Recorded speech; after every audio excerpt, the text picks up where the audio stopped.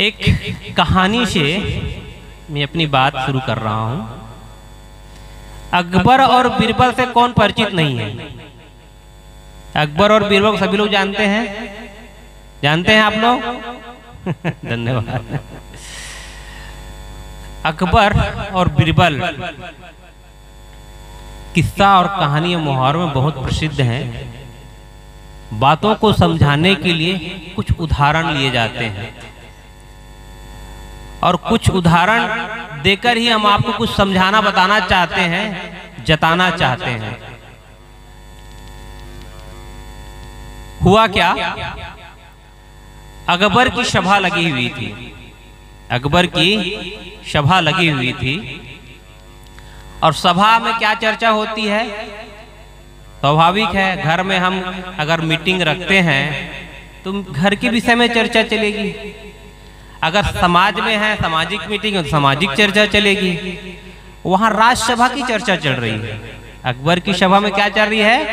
राजकाज के विषय को लेकर चर्चा चल रही है। तो ऐसे ही चर्चा चल रही थी। अकबर ने बीरबल से क्या कहा? अकबर ने बीरबल से क्या कहा कि तुम्हारे हथेली में बाल क्यों नहीं है? क्या बोल रहे हैं? तुम्हारी हथेली में बाल क्यों नहीं है? जैसे आप गृहिणी हैं और आप कोई मेहमान आ रहे हो आपके घर में, और स्वाभाविक है जब मेहमान आते हैं घर में तो हम को सोचते हैं क्या, कोई बढ़िया से बढ़िया हम व्यंजन बनाए, कुछ अच्छा भोजन बनाए मेहमानों के लिए। अब ऐसे कार्य में आप व्यस्त हैं और घर के कोई सदस्य आकर पूछे, क्या पूछे? तुम्हारी हथेली में बाल क्यों नहीं है? तो दिमाग खराब होगा कि नहीं होगा? हो ना? होता है ना? जब कोई ऐसा प्रश्न हमारा छोटा पूछ दे तो हम उसको डांट के भगा देंगे, लेकिन जब कोई बड़ा पूछ देता है तो वहां पर सम्मान की बात आती है। वहां पर क्या आती है? सम्मान की बात आती है कि जो पूछा जा रहा है उसको सम्मान पूर्वक उत्तर देना पड़ेगा। और वहां पर क्या बात हो रही है? राजसभा में अकबर राजकासी विषय पर चर्चा चल रही है और पूछ क्या रहे हैं कि मेरी हथेली में बाल क्यों नहीं? और किससे पूछ रहे हैं? बुद्धिजीवी दिमागी किसको? बीरबल से। तो बीरबल को तो गुस्सा आया, लेकिन अपने गुस्सा को उन्होंने क्या किया? कंट्रोल किया। और क्या कहता है?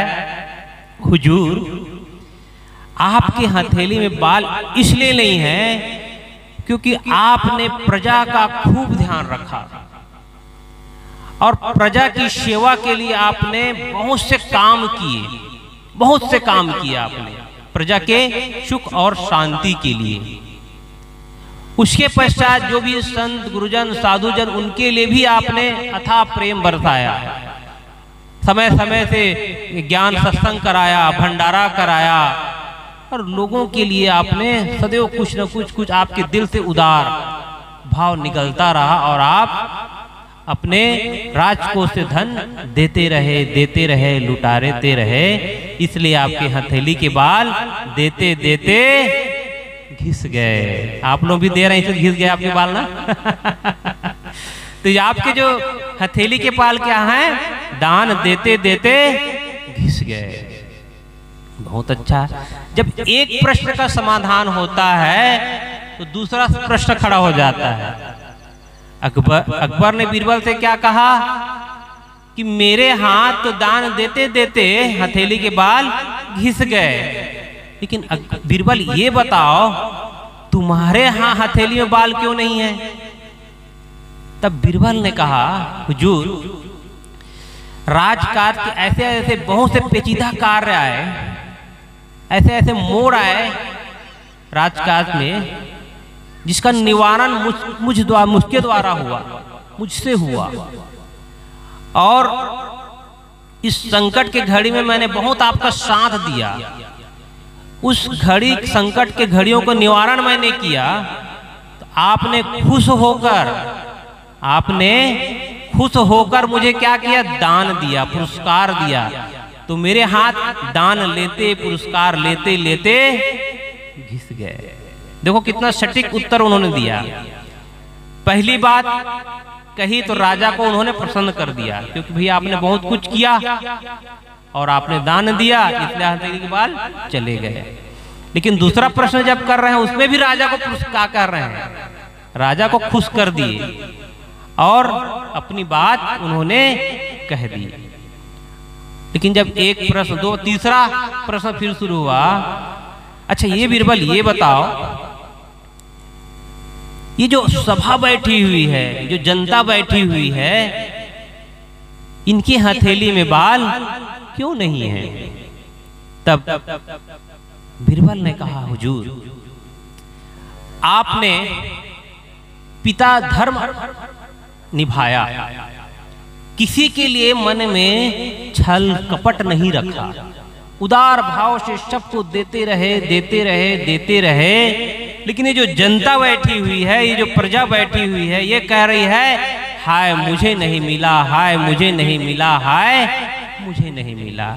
और इसे घसते घसते ये हथेली के बाल घिस गए। आज हम देखें तो सबकी यही स्थिति है, सबकी यही मना स्थिति है। हाय हाय में सबका जीवन जा रहा है कि नहीं जा रहा है? सबका जीवन हाय हाय, हाय पैसा, हाय पत्नी, हाय पुत्र, हाय जमीन, इसी हाय हाय में लोगों का जीवन बीतता जा रहा है। और इन्हीं सब लोगों को देखते हुए सदगुरु कबीर ने कहा, क्या कहा? हा हाय हाय में सब जग जाई।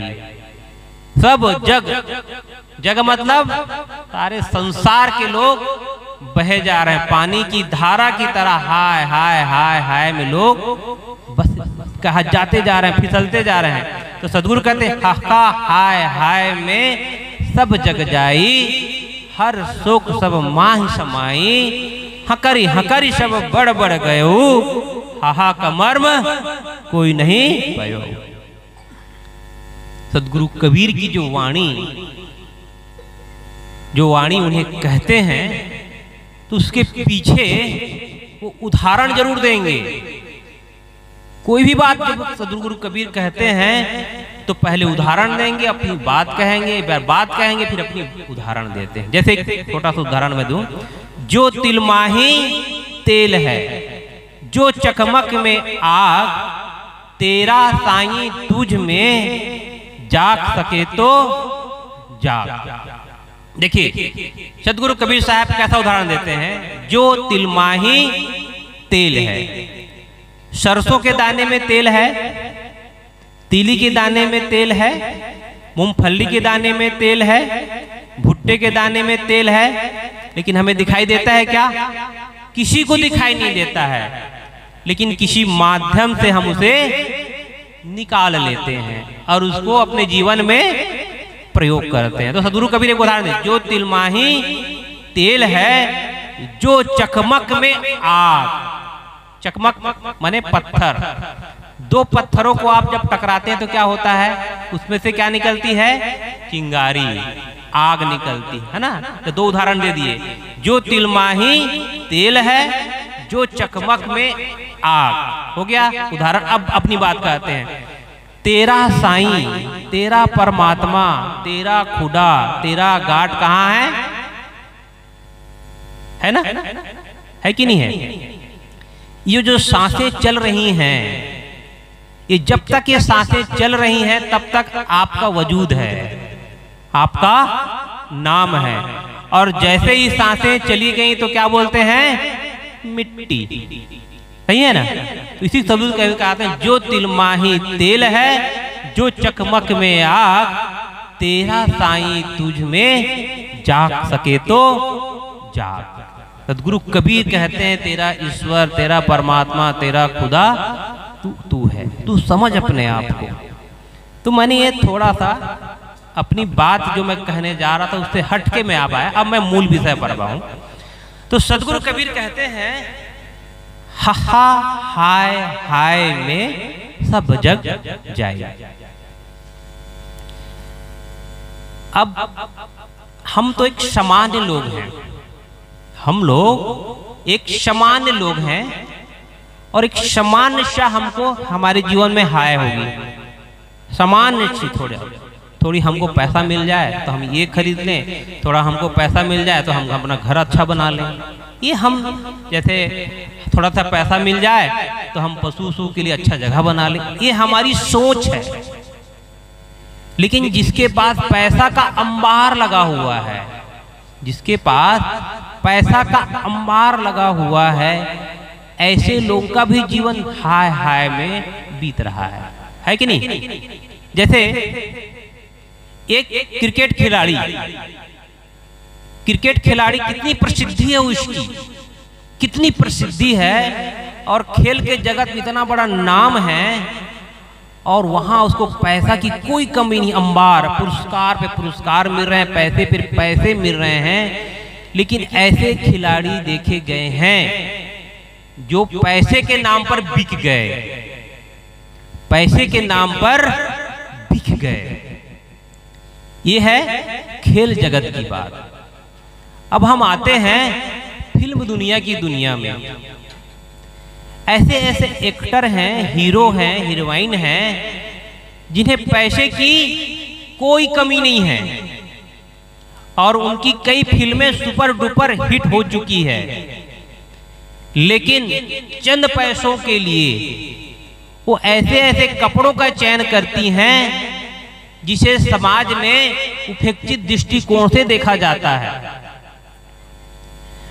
लेकिन पैसा की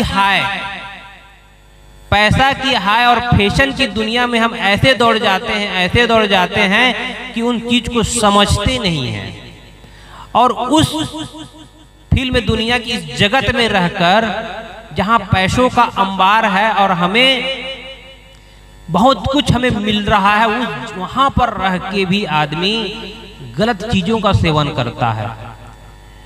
कई लोगों आतंकवादियों से मिल जाते हैं, क्यों? पैसा, ये हाय है। अपने जीवन से वह संतुष्ट नहीं है, खिलाड़ी भी संतुष्ट नहीं है ना फिल्म कलाकार अपने जीवन से संतुष्ट हैं।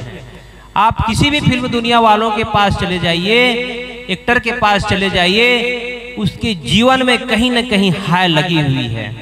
वो चाहते हैं कि बॉम्बे में हमारा बहुत बड़ा बिल्डिंग है तो कहाँ बन जाए, अमेरिका में ही बन जाए, उनकी इच्छा है। वो चाहते हैं दुबई में बन जाए, ये उनकी चाहनाएं हैं, उनकी इच्छाएं हैं। वो चाहते हैं कि मेरी फिल्म हमेशा लगातार हिट पर हिट सुपर हिट होते जाए, ये उनकी चाहनाएं, ये तृष्णाएं हैं, ये कामनाएं हैं जो खत्म नहीं होती हैं।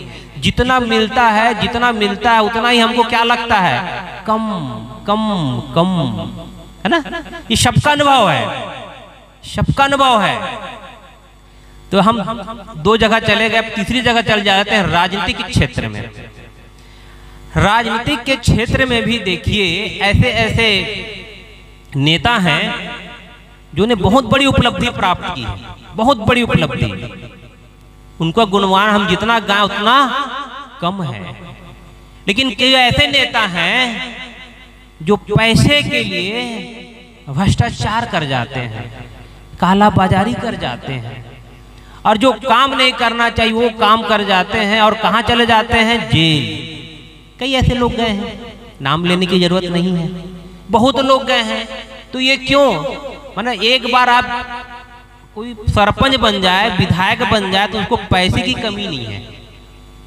वो चाहे तो कहीं से भी थोड़ा सा पैसा निकाल के अपना जीवन निर्वाह कर सकता है। लेकिन जो अधिक चाहने वाले लोग हैं, अधिक इच्छा वाले जो लोग हैं, फिर उनकी इच्छा कहाँ पूरी होती है, जेल में, है ना? तो ये है संसार की दशा।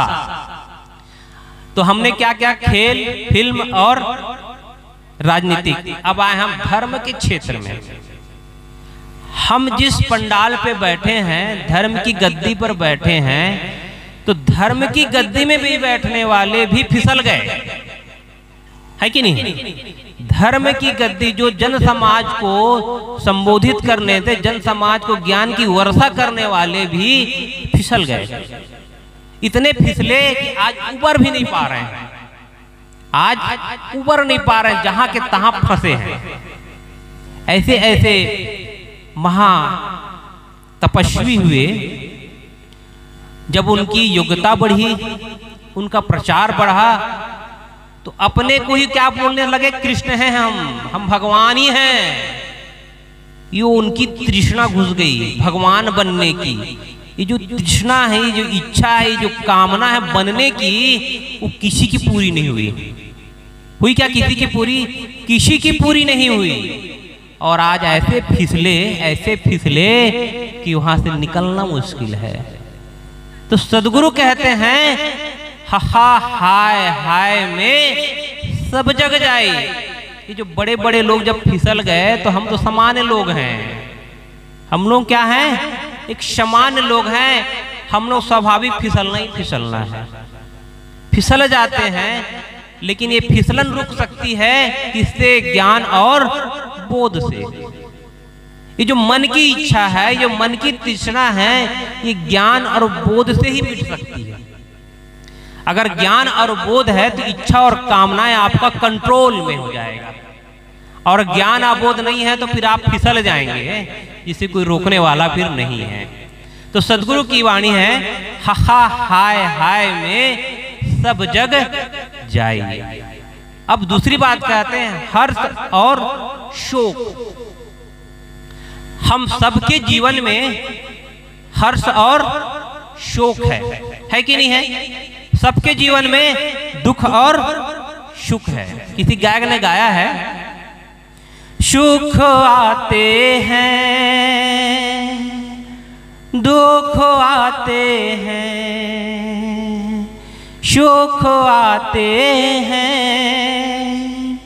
दुख आते हैं, इन्हें आते जाते सुख दुख में हम मस्त रहते हैं, हम मस्त रहते हैं, हम मस्त रहते हैं, हम मस्त रहते हैं। सुख आते हैं, दुख आते हैं, सुख आते हैं, दुख आते हैं, इन्हें आते जाते सुख दुख में हम मस्त रहते हैं, हम मस्त रहते हैं, हम मस्त रहते हैं, हम मस्त रहते हैं। अच्छा, कौन कौन मस्त रहना चाहते हैं? बहुत जोर से बोल दीजिए, सदगुरुदेव की, संत समाज की।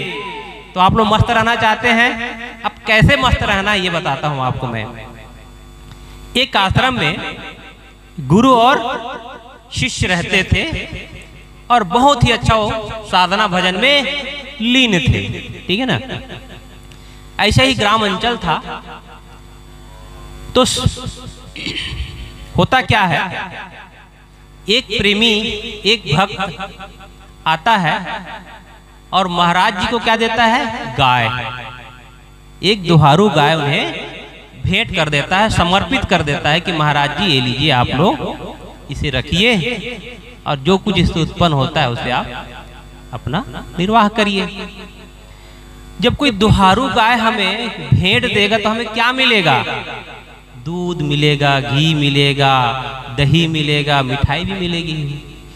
तो गुरुदेव ने क्या कहा शिष्य से कि चलो बेटा, हमें क्या मिलेगा? दूध घी खाने को मिलेगा, बढ़िया। अब गुरु की आज्ञा मिली, शिष्य समर्पित भाव से गौ की सेवा में लग गया। 1 दिन, 2 दिन, 4 दिन, 5 दिन, ऐसे करते करते 1-1.5 महीना बीत गया। और बहुत बढ़िया, जब सेवा करेंगे तो मेवा तो मिलना ही मिलना है भाई। और दोनों का बढ़िया काम चल रहा है, बहुत प्रसन्न दोनों। एक दिन क्या हुआ, जो भक्त जो गाय दान दिए थे उसकी पत्नी आ गई। हम लोग क्या होता है, तीजा पोरा रक्षाबंधन में जब घर चले जाते हैं 1-1.5 महीना के लिए, सबका अपना अपना अनुभव है, 1-1.5 महीना चले जाते हैं। तो उसकी पत्नी आई घर। अब पत्नी जब घर आई तो पूछती, जी गाय कहाँ है? वो तो बछड़ा देने वाली थी, गाय जन्मने वाली थी। तो उस भक्त ने क्या कहा, मैंने तो उसको दान कर दिया। तब उसकी पत्नी अपने पति को डांटती है, बेवकूफ कहीं के, जाओ उसको लेके आओ। तो कई कई घर में पत्नी का राज चलता है। चलता है क्या? चलता है। यहाँ मायावती का राज चल रहा था एक समय, तो आप लोग तो गृहिणी है तो कहीं कहीं पत्नी का राज चलता है। तो पत्नी ने डांटा तो कहाँ चले, फिर चले गए, कहाँ चले गए? आश्रम। और गुरु महाराज से निवेदन किए तो गुरु महाराज ने क्या कहा? ठीक है बेटा, ले जाओ। तब उनके शिष्य ने क्या कहा? बहुत अच्छा हमें खाने को मिल रहा था। अरे बेटा, गाय था तो तेरी घास लाओ, पैरा लाओ, वो लाओ, गोबर फेंको, कचरा फेंको। कहाँ झंझट में हम लोग लगे थे, है ना? कितना झंझट था। उस झंझट से हमें मुक्ति मिल गई। जब गाय मिला तो गुरुदेव ने क्या कहा? दूध, दही, घी, मस्त माखन खाने को मिलेगा। और जब वो छूट गया तो झंझट। तो जब हम अपने जीवन में जो घटनाएं घटती हैं, सबके जीवन में घटनाएं घटती कि नहीं घटती हैं, लेकिन हम लोग कितना दुखित हो जाते हैं, है ना? कितना दुखित हो जाते हैं, कितना शोकित हो जाते हैं। ऐसा लगता है कि हमारे सिर पर आसमान गिर पड़ा है ना? ऐसा हमको लगता है कि हमारे सर पे आसमान का सारा दुख गिर पड़ा है, लेकिन ऐसा नहीं है। जो चीजें आपके जीवन में घट रही हैं वो सबके जीवन में घटी हैं, सबके जीवन।